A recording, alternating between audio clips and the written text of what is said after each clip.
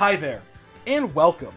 My name is David, and this is Game Chat, where we like to sit and discuss games, what we like about them, and what made them memorable, and whatever else we can think of. Now, today is a very special episode of Game Chat because I'm not alone. We have, of the Gamers Reset, the coziest of Ks. Hi, friends. Cozy K here. Yep. And then we have the ever so jubilant Junior Noodle. Hello. Happy to be here. How is everyone doing today? Good. Pretty good, yeah. Good. Thank you so much for joining me. Today is a very special episode of Game Chat, my friends. As the posting of this video, we have 9 days till the Switch 2. So I thought it would be a perfect opportunity to kind of turn back the clock, talk a little bit about the Switch 1, when it came out, what our impressions were, and what we liked about it. Now, does anyone have a story or maybe a memory they'd like to start off with? You know, I was just thinking about when I first got the Switch. Yeah. That was memorable because I don't really have too many midnight releases that I've done in my life. But definitely, this one I remember I was out at Best Buy. It was a little more memorable that like someone I knew also happened to be in the same line, so I was like, oh, you know, good to see you. Someone I haven't seen. See, that's always cool when you can like be with someone else at the midnight. It makes it way more fun. Yeah, and I do not believe I pre-ordered it. I think. Okay. I think I was going in kind of just like, all right, I'm going to get one, and yeah, it was. Now, did you know you were gonna get one, or were you just kind of hoping? I think from like where I was in line and stuff, I was aware. I don't remember for sure, but there was nothing about it that had me scared that I was not. Okay, that's awesome. That's awesome. Yeah. So, yeah, I remember I was like, I'm gonna do the midnight release. I'm gonna check it out. I'm gonna see what, what there is. It's kind of going into it blind. You know, we had just gotten off like the Wii U. That had been. Yeah. That was a whole thing. Yeah. Right, exactly. You and I were like one of the two people that had a Wii U. Right. Well, yeah, and that was it. And I was like, for me, it wasn't really too big of an issue. Like Nintendo, regardless of what they make, I'm going to try out their stuff. They've always been relatively, for sure. good with everything that I've bought. But like, and I would even argue the Wii U was a good system as well. The only issue was that I think the way it was advertised, the way that people. Oh my gosh. Dude, one day, you and I will sit down and we're just going to have a spiel about the Wii U. And we could talk about the marketing. Because, the marketing for the Wii U was so bad. Oh, yeah. One thing I do with Nintendo a lot is I always get, like, their OG system, and I never get any of their revamps. So, like, oh, really? Okay. Yeah. So, with the Switch, never didn't get the light, didn't get the OLED. I always stick with their original one, and I'm glad they always last so long. I say the original 3DS, the original DS, where I look back on it and I see everyone with like these like fancier ones. I'm like, oh. No, you have the DS Tank. Yeah, I have the tank. Oh my gosh. Same. The DS Tank. Oh man, I love the Tank. DS Tank. That thing is awesome. You could throw that at somebody to knock them out. That is a tank. I remember the one thing with the Nintendo Switch when I was at the store, I just really wanted the blue and red. I didn't want to do the bland agreed. Yeah, because it's more Nintendo, right? Because it's more popping to the eye. I would agree with you. I appreciate that they did like the more, I guess, matted colors, but I'm with you. I also got the red and blue one. Yeah, I think overall it's just like I was excited to like. I know in the advertisements when we first saw the Switch, it was like, oh, you can pull it out in an airplane, you can friends or whatever. And at the time, I was frequenting a bar, and I was like, oh, maybe like that would be pretty cool. Pull it out and stuff. And I'm like, or am I just gonna be a nerd if I pull it out? I'm not sure how. Oh my god, are you telling me that you never went to a rooftop party with your Switch? Right, no, but the thing is, I know that if I pulled it out and people were playing Mario Kart, absolutely they'd be down. Like, no one would yeah, for sure. Oh, heck for yeah. Sure. Oh, yeah. You know, which is good, but I think that is, that's surrounding myself with the friends who I know would be okay with pulling out a Switch, you know? Yeah. That is great. Yeah. I mean, even to this day, I actually have a buddy of mine at my job, and she plays her Switch at lunchtime. Like, lunch break, you go into the little kitchenette area, and she's playing her Switch every day. That's awesome. That's fantastic. Yeah, that's awesome.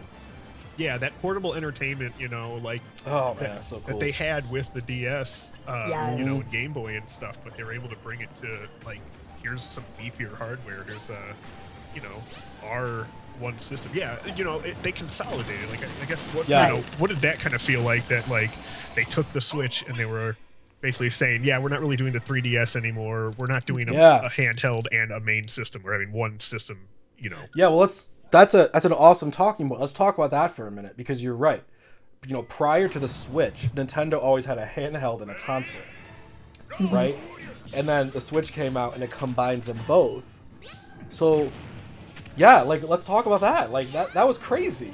But it also meant we're not, because, you know, there's always kind of an appeal to, like, the 3DS games. You know, they're I don't want to say they're simpler, but like they were like, I don't know, they were like different. They were more portable friendly because they kept that in mind. So how do you, I guess, like, what do you guys think about that? Like, how they combined the two? Do you like that, or do you wish they still had a dedicated portable and a dedicated console, or is it better this way? I mean, personally, I would say I like the way that they've gone with it. I like the fact that it is a console, but it is portable.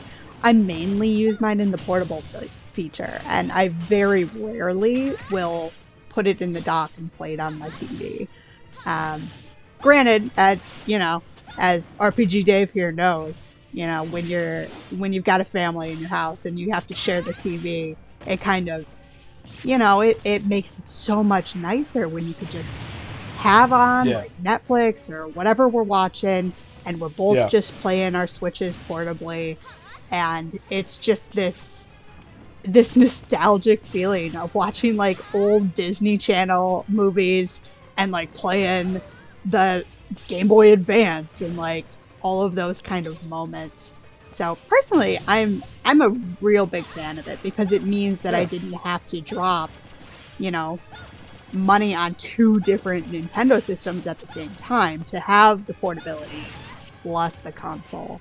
So yeah, I mean, I'm game. I like it. I think it's great. Yeah.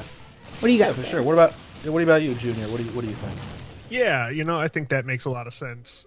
And I definitely kind of in that same boat where, you know, just being able to play, I guess I'd say like first party, like AAA games, well, you know, being able to have someone else watch something in the background on TV or whatever, that's such a nice idea.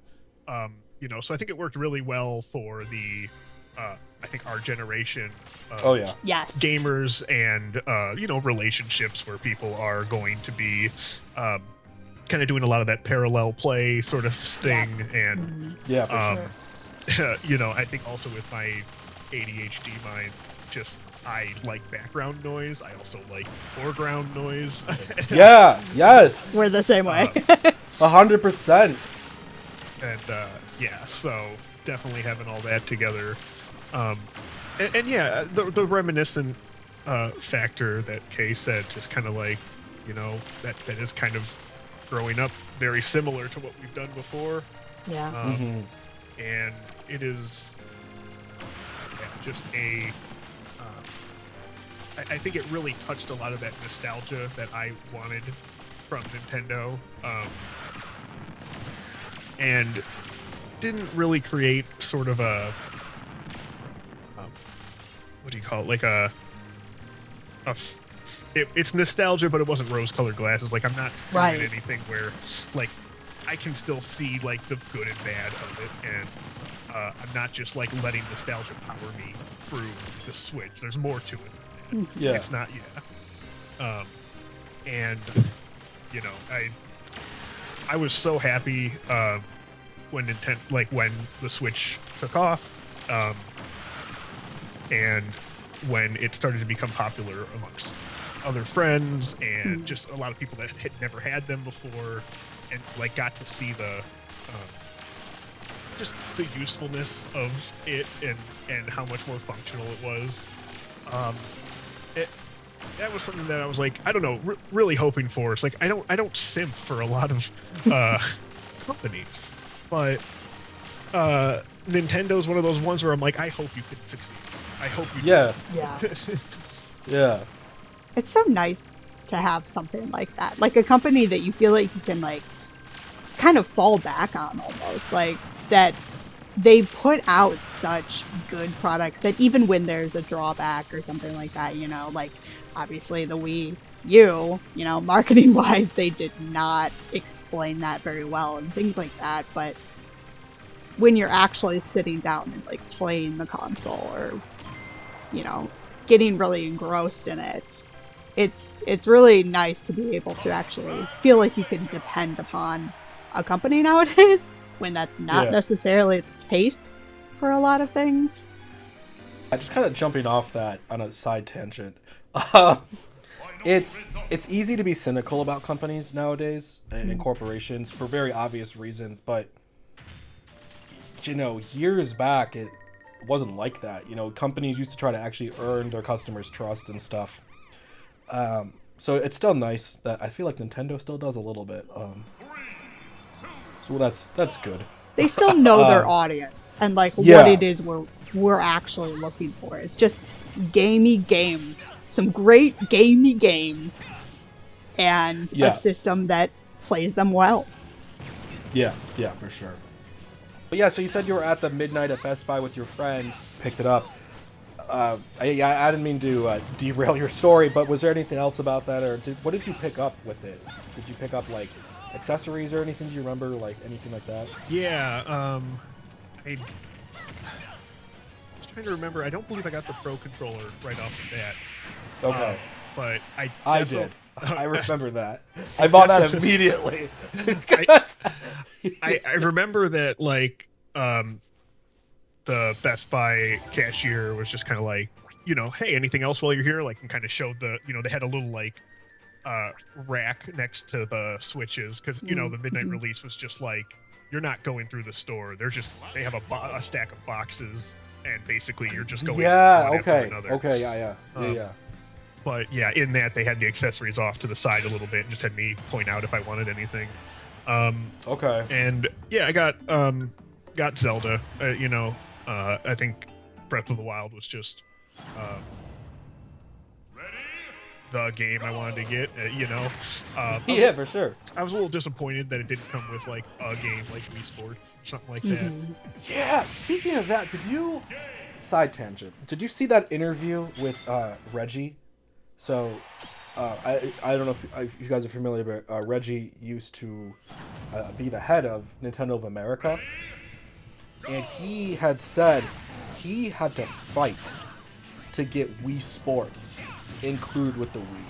And he had to fight to get a Wii remote included with Wii Play. Okay? Oh, jeez. But he said he was so happy he did it because he thought that's what made those games and that console a success. And I would agree. Right? And it's strange because now Nintendo is not doing that. And then there's the whole situation with that Switch 2 game being like $10, that Welcome Tour thing. Yeah. That should be included with the console, in my opinion. Agreed. Yeah, that one's a little iffy of a decision. That was definitely something like you said, like with the Wii, where here it is, here's the functionality of the Wii. Yes, it was genius. And you know, anyone can jump in. Everybody had a Wii. Everybody had a Wii. Definitely. The Switch came with nothing. It came with so if you just it came with nothing. So you had to buy a game. Right. Yeah. I think the store was already was there. Maybe not day one. I don't remember for sure if the Nintendo store was like if you could start downloading games immediately. Oh, that's a good question. I don't remember actually. Yeah, I don't remember. that was kind of a big thing that I was like, since I knew this was going to be possible with the Switch, I wasn't really worried too much about the physical hardware side of things. I was like, okay, you know, I'm someone who kind of likes the digital side. I'm not going to put too much effort into trying to get all these physical games. But yeah, definitely, you know, midnight release. I'm like, no, I wanna play Zelda like immediately. Remember how Nintendo Online was free for like a year and a half or something? Oh, you know, I forgot about that, but yeah. It was good. And you know, regardless of you know, their little free trial, it still is the best option for what it is, you know, for a yearly subscription. Yeah, it is. I sometimes have like issues in Smash where I'll see like stuttering, but it's really not that common for me, at least. Most of the games I play in Smash are pretty fine. And then, yeah, you get... I mean, they've made it worth it now, especially with all the N64 games, in my opinion, and the Game Boy Advance games and stuff. Yeah, but even that aside, it is the cheapest online membership for any console right now. Yes. And their family packs are, you know, if you want a deeper discount, you get one of those too, and it'll save you even more money. Yeah, I'm super a fan of the way that they do their online. Yeah. Yeah, I'm hoping... I'm hoping they don't add, like, another tier for Switch 2 later. Like, Lordy. it's the expansion pack. You have to have the super expansion pack. Extra bonus expansion. Games. Like... Yeah. I guess we'll find out. Sorry, go ahead. One thing was that the U.S. Price at launch was $299, $300. Yep. Something I just noticed this, and I checked this out. Throwing that into the inflation calculator. What would it be now? 2017 to what it is now. It would have been the equivalent of $394 today. Wow, which is almost pretty dang close $100 to the more. Switch 2. Wow, it is. It's like $50 shy. Isn't You it? know? That's really interesting. That makes you think, though, because we're all like pretty up in arms about it being like $450 or $500 if you get it with the or the Switch bundle. Oh my gosh, why am I saying that? The Mario Kart bundle. You get the Switch with the Switch bundle. Yep. Sure. So. That would be awesome. I sure hope you get the Switch with the Switch bundle. It's like a duo Switch bundle. It's not a Switch 2, though. Mario Kart with a side of Switch. Yep. The first thing I said was the Wii, though. So, like, you get a Switch 2 and you get a Wii. Oh, man. It's okay. Earlier, before we started recording, I said the Switch came out in 2007, so You did. That is true. A good 10 years before it actually came out. 10 years before it came out. Oh, man. What's also interesting, too, about the price that you mentioned, Yes.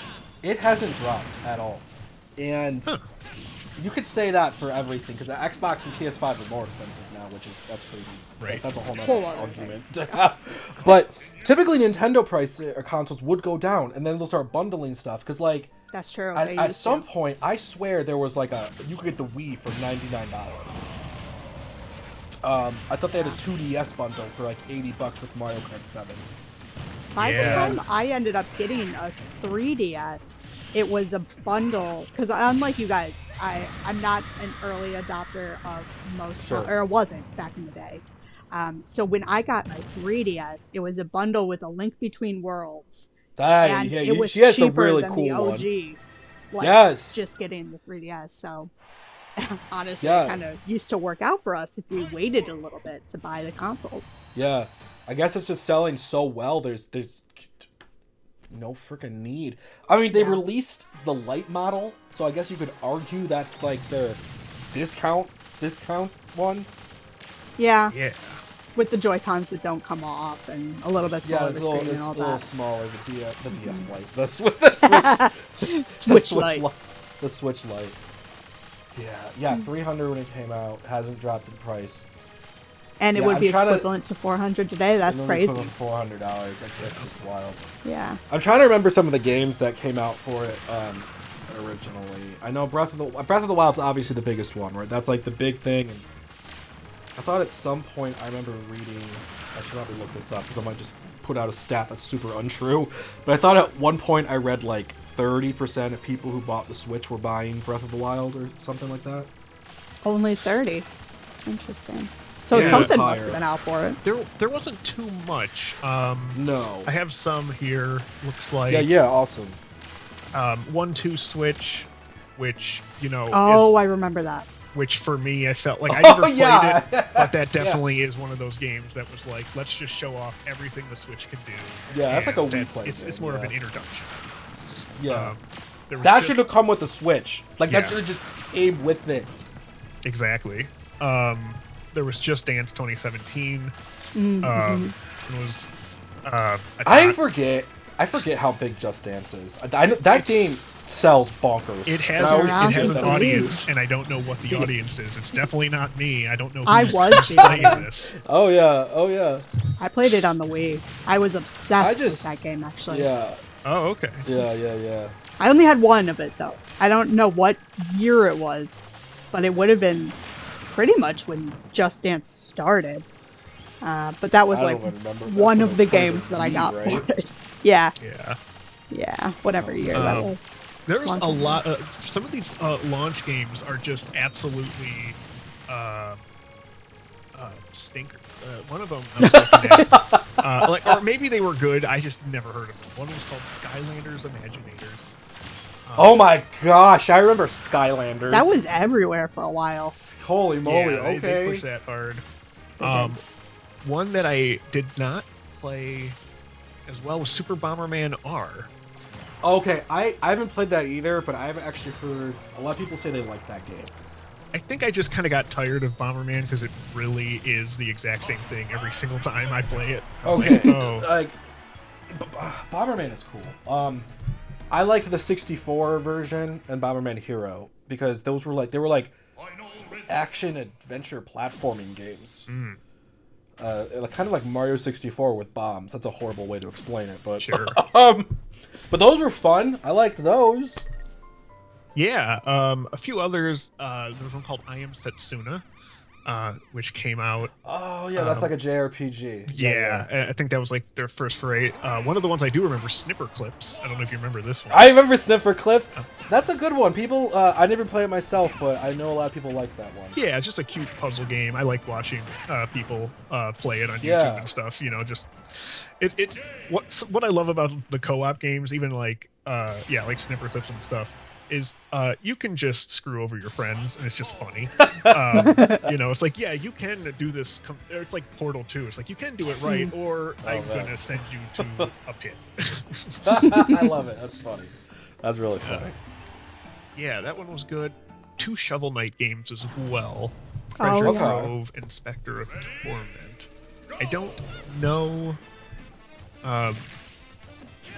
Spectre of Torment, but I played Treasure Trove. That is a classic. Just a nice platformer. And then lastly, one of the launch titles was Fast RMX, which was just a very basic kind of 2D, not 2D, 3D like futuristic racing game, and it was F-Zero or something. Yeah, it's basically a clone of that. Okay. So they at least had a broad variety of genres to kind of start the thing out. I think there was okay, and it does look like I'm reading here that the last few I read, like Snipper Clips and Shovel Knight, those were digital, so they did have digital right off the bat. Okay, that makes sense. When did Mario Kart end up coming out? Because that was pretty early on, wasn't it? Yeah. That was released April 28th. Oh, because it's like a month. It's like a month and a half-ish after the Switch came out. Yeah, that was pretty dang quick. But they were basically sitting on it, and it wasn't really that big of a change. Which this is another thing that the Switch had, was it got to introduce a lot of people to the Wii U games. Nintendo recognized that nobody played the Wii U, and They I think like 12 million. 12 million. Which seems like a lot, but is Right. actually a But to small give you a amount for that comparison, industry. the Wii before that sold like 102 million. Yeah, that's nuts. In the Big Switch, it was difference. 100 and it's at like 150 plus. So yeah, and this is one of the weird things is like all of the Wii U games, Nintendo put the same amount of care and love they put into all their games. Oh yeah, just Yeah. nobody Oh, yeah. played them. And it was for me kind of vindicating to be able to have the Switch come out and have these games be played again. Mhm. I tried not to be too big of a hipster about it, where like the Mario Kart 8 Deluxe came out, and I'm like, well, I played it on the Wii U, and it was good then, you know, like. No, and I had a really good time with that. I think having the games come out and knowing that people got to see, you know, the Nintendo's labor of love kind of outside of what was done on the Wii U, it was really a good, you know, good feeling. And it was like, okay, see, like, the games were great. They just didn't know how to name their system. Yeah, that's real. Yeah, I don't know. Like, what were your thoughts about the re-releasing of a lot of games from Wii U? Well, personally, I didn't have a Wii U ever, so the first time I got to play a Wii U was David's. But before that, I was really, really excited when Pikmin 3 finally came for the Switch, because that was the entire reason I had wanted a Wii U. But because it was the only game I really, really wanted, I just couldn't justify the price tag at that time in my life, you know? So when Pikmin 3 came out, I stayed up until midnight or whatever time it released. I had pre-ordered it. I played it with not even 24 hours. I beat the entire game. And I was just so excited that they were pulling over games from a system that, you know, I didn't get to play. Right. Yeah, I think that was good because I think a lot of people had that same kind of sentiment of like, no, I didn't have a Wii U, but I did have a Switch, and now I get to play some games that it wasn't worth getting a Wii U for. Right. Yeah. I thought it was just really nice that they understood that a lot of people wanted to play the games, but they didn't end up getting that console generation. So yeah, I think really I was slightly worried about that because and again, I think Nintendo did it right. I think that was the right decision. But the idea of, you know, imagine if they came out with like a Metroid Prime game only for the Wii U, and then they come out with a Metroid Prime game for the Switch, and you know nobody plays the Wii U one, no one knows what the heck's going on. All of a sudden, there's a sequel or something, and people are like, what happened? You know, so I think it was good that they got to catch up a lot of people, and you know, the Switch had, you know, it kind of had two phases, I would say. You know, we had the initial sale, which was better than the Wii U and great, and then we had COVID, which you know, I don't know how much it made a difference overall, but I know that that's when most of my friends ended up getting, because they were bored and stuck in their house. And people are like, well, let's get the cheapest current game system and play it. Wow, yeah, COVID did wonders for the Switch and Animal Crossing specifically. Oh my God, because it came out at like the same time. That was a weird cultural moment that you had to be part of to really, I think, to really get it. It was so crazy. It was like lightning in a bottle, in the best way it could be in a bad situation. Which is funny because personally I'm like a huge introvert. So when they're like, "Oh, you gotta work from home and gotta stay inside," I'm like, all right, that's cool with me. I'm fine with that. Yeah, this is what I wanted for years. So I was fine with it. We're both very excited about that. Oh, you're both very excited about it. But yeah, but it was just cool because I always like when stuff like this gets to reach a new audience. And I just think that's cool. And that's what happened with COVID and the Switch and Animal Crossing. And like then I don't know if you guys remember this, but we started seeing like even posts from like celebrities, like Elijah Wood was going to people's islands and like politely asking for their fruit and stuff. Oh, that's nice. That was like the whole thing. It was just this crazy Snoop Dogg. Crazy little thing. He was getting Snoop into Dogg. Animal Crossing. Oh, yeah. I didn't see that. Okay. Oh my gosh, it was all over Twitter. That's crazy. As it was called back then. Yeah. Okay. We were seeing a lot of those either celebrity kind of endorsements, even though they weren't paid endorsements. They're literally just these celebrities playing the Switch games during COVID. But then we were also popping up a lot of therapy within video games. You guys remember all of those ads? They were everywhere on Facebook, on everything, that you could do basically a group therapy session inside of Animal Crossing. So I didn't see this at all. Oh, what man. Are you even, Yeah.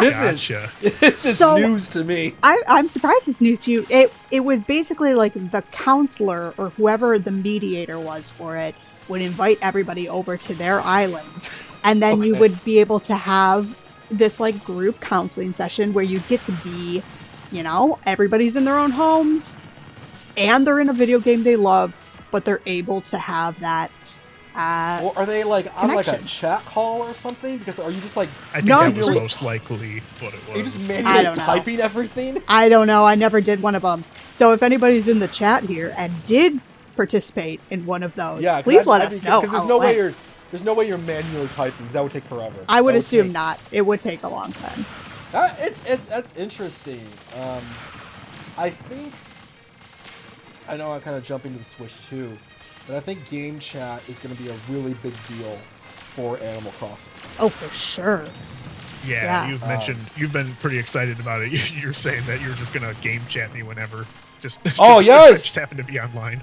Yes. Well, Animal Crossing specifically, I think people are begging for that. I think people want a way to talk in the game. For me in general, if I ever see you online, and hey man, what's up? I'm just playing some Wind Waker here, and that's the one thing I like, that you play different games while chatting. Yes, that's so cool. And that you can actually see what your friends are playing, which I think is really cool. Yeah. That is. I'm skeptical about that too, because like I keep seeing a bunch of articles coming out now that are being like, game chat is going to significantly like make your games look worse, or I might. We'll see. Might be I guess we'll have to find out, right? It's hard to say until we actually see it. Yeah. I think if you're just chatting, I feel like that should do nothing. Right. Yeah. Yeah. But I could understand, like, if you're going to show me your game, my game might load slower or something. And that's fine. You know, the funny part about that was in the ads too. When they were showing off the Switch 2, I was like, the frame rate doesn't look that good in the chat. Oh my god, it looks so bad in the game chat. I was like, I'm glad they're being honest at least. Yeah, that's true. That's kind of the one thing. I was like, all right, you know, not trying to hide it. Right. It's going like at 10 frames a second. At least you can like see what they're doing, so that's cool, I guess. Yeah. Cool. I mean, it's definitely gonna make all of us 80s, 90s babies feel super nostalgia from when webcams first started coming out. Oh my gosh, yeah. Grainy as heck. Dude, I remember when playing the N64 and games would like drop down to like 12 frames. And I just thought it meant something so cool was happening the game couldn't process it. I mean, it kind of was though, right? So Yeah, I mean, kind of is. Oh, yeah, I didn't catch that until much later in my life. I think as a kid, I didn't recognize what like frame drops were. Oh, for sure. No, I didn't know what they were either. I just thought it just meant like I literally as a kid, when there was a frame drop on screen, I was just like, oh, this just means like the game, something so intense, something so cool in this game is happening that it could barely keep up. But I didn't make sense of that. That was like a frame rate issue. Oh no, Right. and I felt the same way as a kid, that I was like, oh, something really cool must be happening. But when I remember thinking back when I was very, very young, that it had nothing to do with the game system and had everything to do with the screen for some reason, I was like, oh my TV screen is like not good enough to like, I don't even know why I thought that, but. Oh, well, no, I think the big thing I remember is like, I actually went back to play, N64. I just hooked it up again. Like the actual system itself. Yep, and I remember that I played Star Wars Pod Racer. Man, I remember that one. And then I was playing it, and I was like, oh my gosh, how did I play this? This is unplayable. Because I think I've gotten so pampered with even in like with the Nintendo Switch, you're gonna at least get 30 FPS. There might be a few frame rate drops below that, and those are for some really heavy scenes. But what's funny about that is I ended up buying. They did a direct port of Pod Racer to the Switch. Okay. Just exactly as it was on the N64. But I got to experience it with the wide screen and 60 FPS. And I was like, okay, it's good to kind of see the difference. And, I kind of liked that. Like, I kind of have a mixed bag feeling about when they port things over, where I'm like, oh, this is just a cash grab versus, this is, also we have the ability to extend this out to a new audience, and people can maybe be nostalgic for it again and maybe enjoy it so it's not 10 FPS. yeah. And I'm glad they kept that. Did you feel like with the Switch, did you buy any? Like, I mean, I was all in on the virtual console stuff. Was there anything similar where you did a lot of ports or anything of older games that you just like, I want to relive this again, but it'd be nice to have it ported?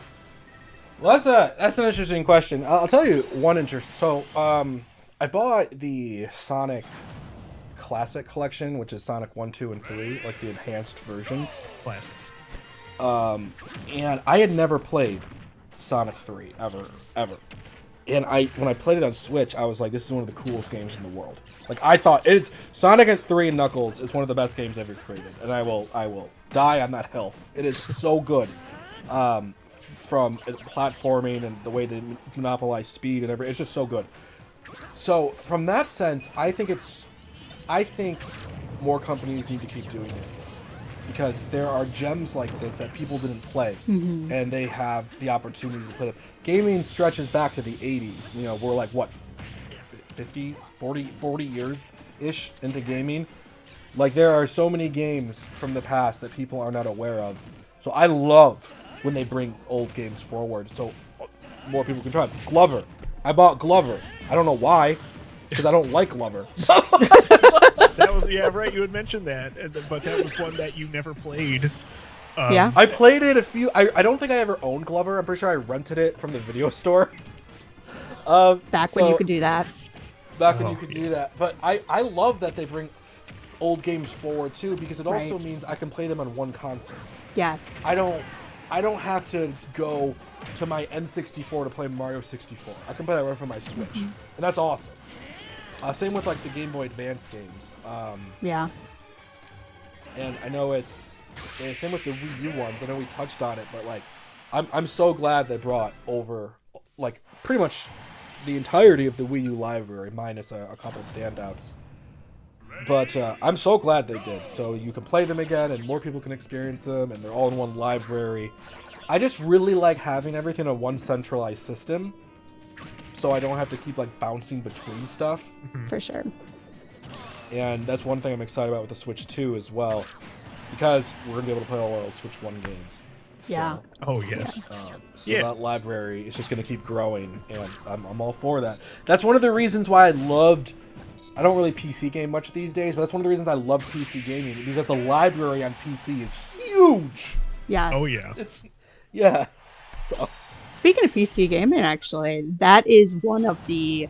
So it's not on the Nintendo Switch Online, but it is just a game that was remastered and put on the Switch that I had played maybe when I was like, I don't even know, 6 years old or something, on the PC. I don't know if you guys remember the game Pajama Sam. It was Pajama Sam There's nowhere to hide when it's dark outside, and it's literally like an old point and click kind of adventure game with some puzzles. And when they came out with that, and they came out with Freddy Fish for the Switch, and like all of these other games that I played when I was a literal child on the computer, it was so much fun. And I'm so glad that it means that people that are having kids right now, their kids are going to be able to grow up with the games that we literally played on a PC back when we had dial-up and had to deal with all that nonsense. So I love that while they could do a whole lot more with the game preservation in general, just as, you know, us as a gaming industry people, but like, I love that they're remastering so many old games that are otherwise completely unplayable now. Like, there's no real way to play the majority of these games unless you have some sort of emulator. Yeah, and just on the note of even be able to share with like your future family, like your future kids and stuff, it makes it so much easier to do that too, because you can just be like, here's the Switch, like this is the game I played growing up, and it's modernized right there for them. Right. Which is just a nice touch.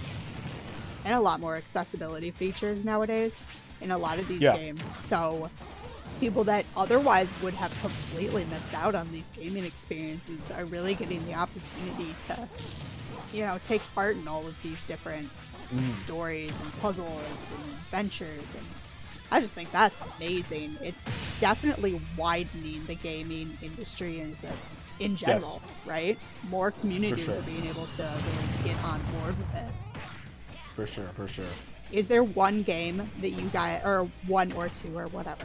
I'm sure there's many, but did you guys have like a one big breakout Switch game that, like, going into the future, this is the game that you're going to always associate with the Nintendo Switch 1?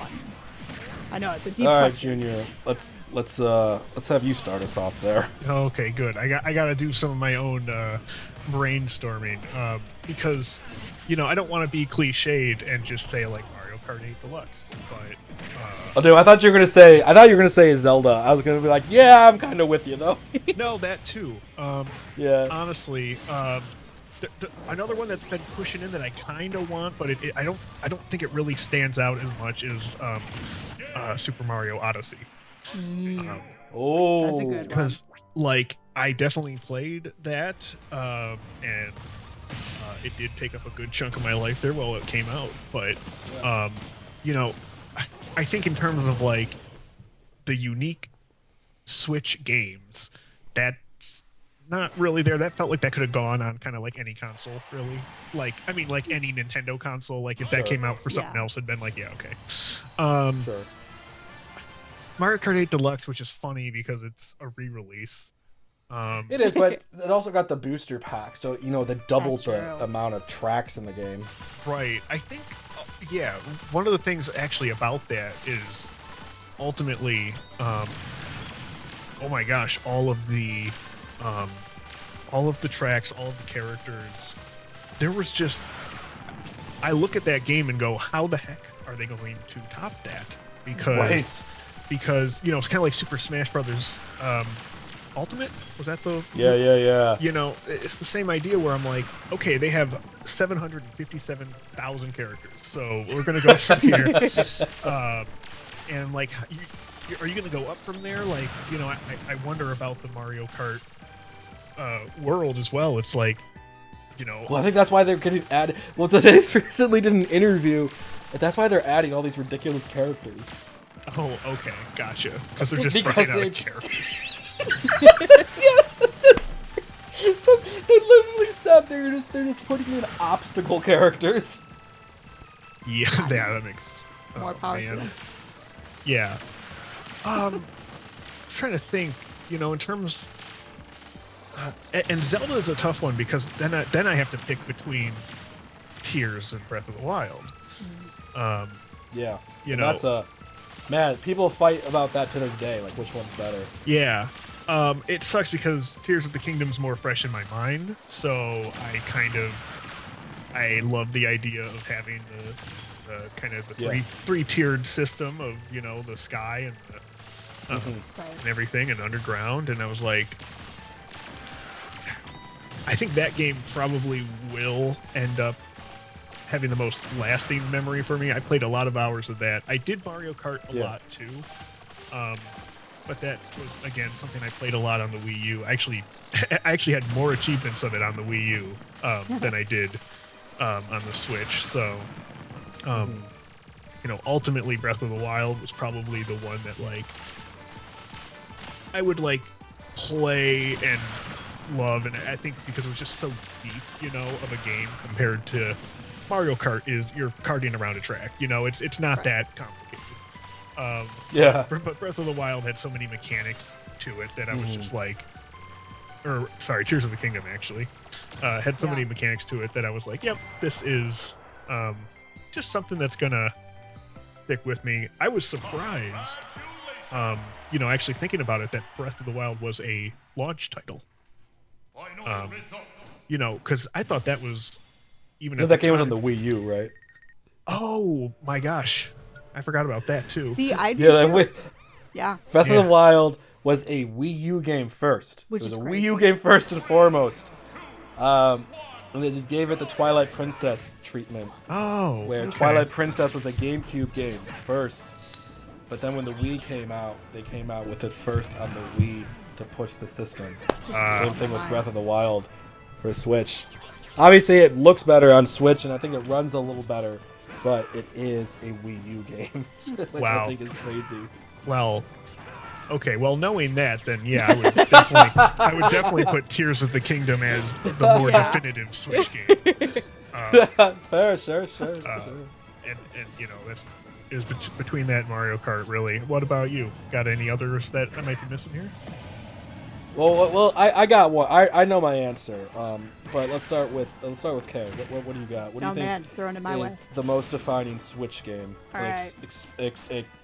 Explain your answer, defend it, 'Kay. and write your sources. All right. Well, I'm gonna have to get you my bibliography later, but for now. An MLA format. Or is it... Yep. Oh, there we go. What's the other one? Jeez. It's MLA and APA. Yep. APA. Thank you. I was like, I started. When I started, it's not important. It doesn't matter. Go. Go ahead, Cozy K, please. What is the defining Switch game? Thank you, darling. So, I go back and forth because same thing. When I'm thinking about these different Switch games, a lot of them actually kind of came from other systems. The ones that I still consistently play a lot on my Switch, right? So I would say that I personally did not play the Zelda games, but I did watch RPG Dave play all of them, basically. Breath of the Wild Tears of the Kingdom. We just had this conversation. Tears of the Kingdom, I think, it really showcases all of the awesome things that the Switch is known for. Basically, like, taking IPs that people know and love and transforming them and adding things to them. So, in that vein, I would actually say Pikmin 4. Because, friends, I know, I just bait and switched you a little bit.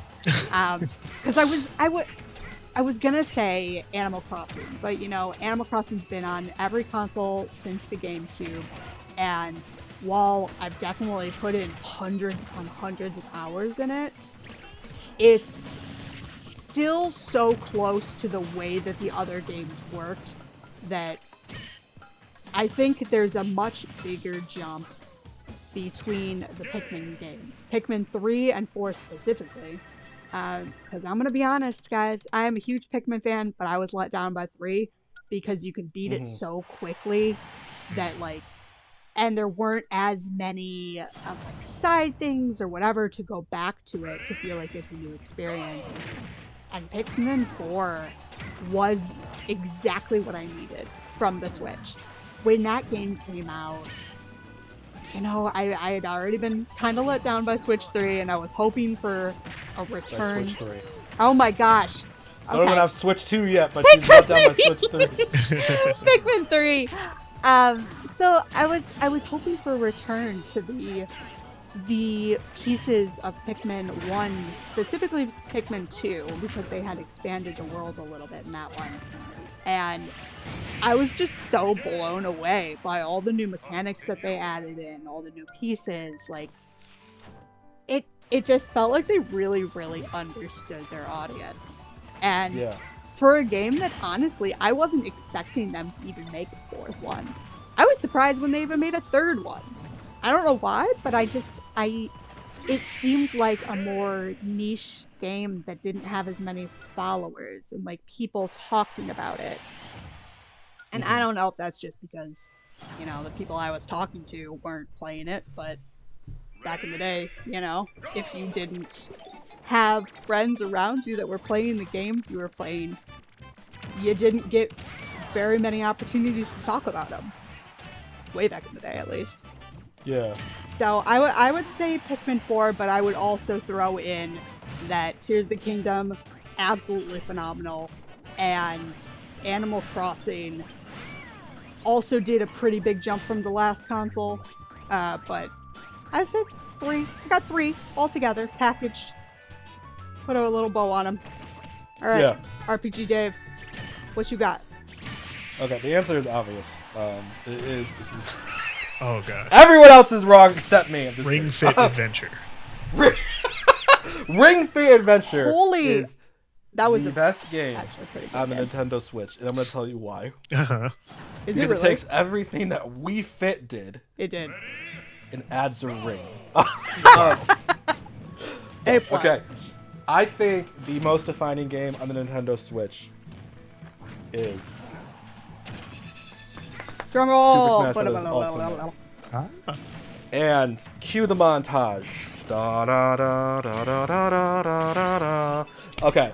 Great strike.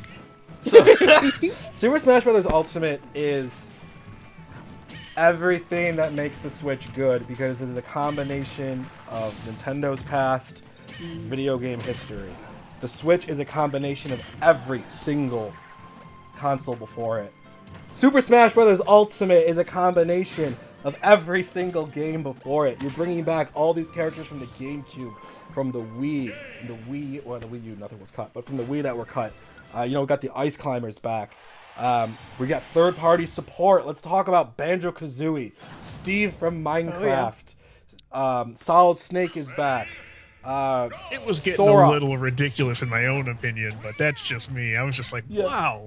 Like, but I was so happy when Banjo oh my god, I lost it when Banjo. And that's kind of what I'm talking about. I think it kind of showed off this is going to sound so hokey, but I think it kind of pushed off this era of Nintendo because now we finally saw them doing stuff like crossplay, cloud saving, all these things that we've never seen them do before. Now they're finally doing, and it's like kind of like this super ultra combination. And I think Super Smash Bros. Ultimate, like it just I just think it gets that feeling. I don't know. Does that make sense? Yes. Yeah. I think they, definitely kind of cocoon themselves a lot from what else is going on in the technological world. Yes.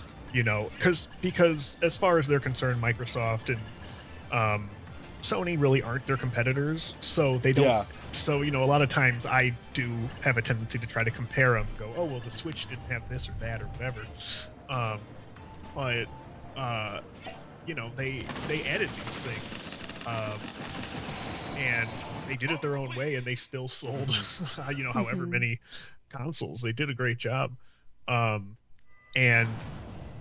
I think with Smash Brothers, like you were saying, there was just so much collaboration, so many third-party things where it was like, oh my gosh, Nintendo doesn't hate all these people. They're not just, they want to, do this, and I thought it was really, awesome. And for me, one thing I'll say about the Smash Brothers too is, it also introduced me to characters I've never heard of. A lot of times. And that's the love of Smash, man, right there. That's the beauty of Smash. Like, what characters? What characters? I mean, honestly, if we want to go as far back as the N64 one was Ness, I was like, who the heck Oh, is this yeah, guy? yeah. Ness from the N64, yeah. For me, it was... Well, I didn't know who Ness was either, to be fair. I don't think I even knew who Captain Falcon was, if I'm being completely honest. The one standout in my brain was from Melee with Roy and Marth from Fire Emblem. And I know a lot of people can mirror this, but that is what got me into Fire Emblem. That's what got my brain started about what Fire Emblem was. Were these characters that I had never heard of. So yeah, Smash is like this video game history time capsule sometimes. It really is. Right. Yeah, I'm just kind of going through some of the playable characters here, see if there's anything that really stuck out. I mean, you got like Simon Belmont, you got like Castlevania characters now. Yeah, the Castlevania ones. And you know, what was even funny is I love their homage to some of their older stuff, Mr. Game and Watch, and oh yeah, you know, things like that.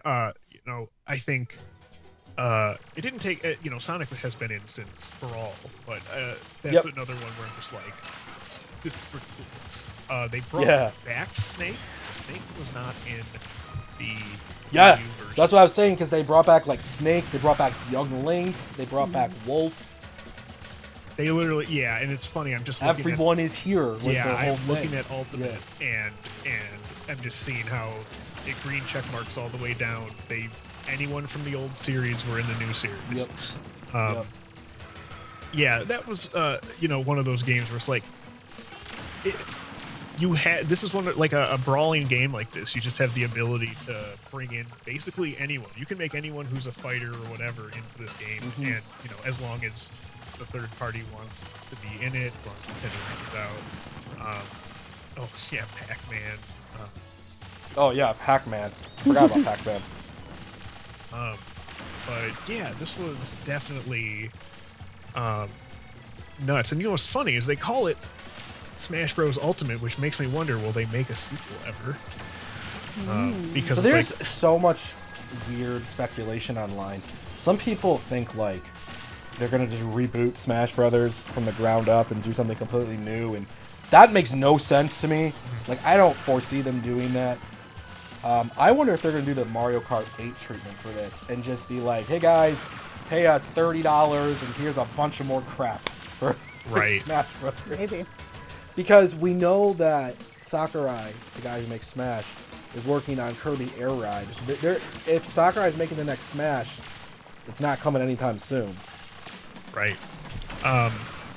Yeah, Nintendo, if they do make a Smash, would have to come out with an answer for me of, now that you've done everything from the past games, you can't really do like that nostalgia anymore. No. I think about that with Mario Kart as well, because I don't know what Mario Kart World's going to be like, but it's the idea that like they've done all of the old tracks from the old game, so there's nowhere to go from there. You know, it's like they will, and it's like if you start a new game and it doesn't have any of those tracks and you release it all as DLC, it's going to feel a little like, well, I already have those on Mario Kart 8 Deluxe, and it's like the same thing. That's a good point. Yeah. You know, so I don't know. I look forward to, if they do bring Smash Brothers Ultimate to, like, they even bring that over. I think that'd be good as well. And I want to see if they can get Smash Brothers Ultimate running on the portable version of our 120 frames. I don't know. That would be. Yeah. I would love to see that. I'd love to see that. Yeah. But yeah, you know, in terms of like a game that has it all, definitely Smash Brothers Ultimate did that. They were just like, no, here's everything. All of the things you remember from all the other Smash Brothers games are in here. Here you go. Yeah. And it is still ridiculous. I'm just looking at the mural of the fighters, and it's just like way huge, too man. Wide. It's taking up the entire screen. it's so wide. It's so wide. Oh, right. So yeah, I think we've had a pretty good chat here about the Switch One and some memories and just some stuff we remember for it. I guess before we go to close, though, does anybody have anything else they want to share or I don't know, anything else on their mind about the Switch 1 they just want to talk about? Well, I think that this is one of the best consoles that Nintendo ever released, and I am, you know, happy to kind of see its lifetime. 8 years, I believe. Now. 8 years, crazy. And for me, that is just awesome to see how well. And the thing is, even if they weren't releasing the Switch 2, I think this could keep going. Like, they could keep releasing stuff. I'd keep playing it because that's where I'm getting my Nintendo fix. So I think it's nice to see this, and I think it's going to get sunset in a really nice way as we move on to the Nintendo Switch 2. And I'm looking forward to see what is left in store for Nintendo and what they're going to do next. Yeah. Definitely. I agree on all fronts there. I think that from what we've heard about the Switch 2, this is going to be a beautiful successor. We're going to have new features that should just enhance the games we're already playing. So I'm excited. I mean, this was a really intense console generation for Nintendo, and I just think it's going to get better. I mean, I'm open, right? We can only hope. Mm-hmm. Yeah, absolutely. Well, first of all, let me give you both a big thanks. Thank you, Cozy K, for being in this episode of Game Chat, where we just like to get together and talk about our memories of gaming. And thank you, Junior Noodle, so much for joining as well. I really appreciate it. Had a lot of fun, and hopefully you'd like to come back in the future, and we can do more of these. Yeah, sounds great. Thanks for having me. Yeah, and then Junior Noodle, tell everyone out there where they can find you. Yep, easiest way is I just stream on Twitch, so you can just get me at twitch.com/Junior Noodle. Yep, and we will have his info down in our description, so check him out. Junior Noodle is an awesome guy, and highly recommend it. We're happy to have him here for this little game chat. So thank you so much, everybody, for joining. Thank you for being here. I really appreciate it. And we will catch you on the next episode of Game Chat. Until then, my friends, take care. Take care. Bye.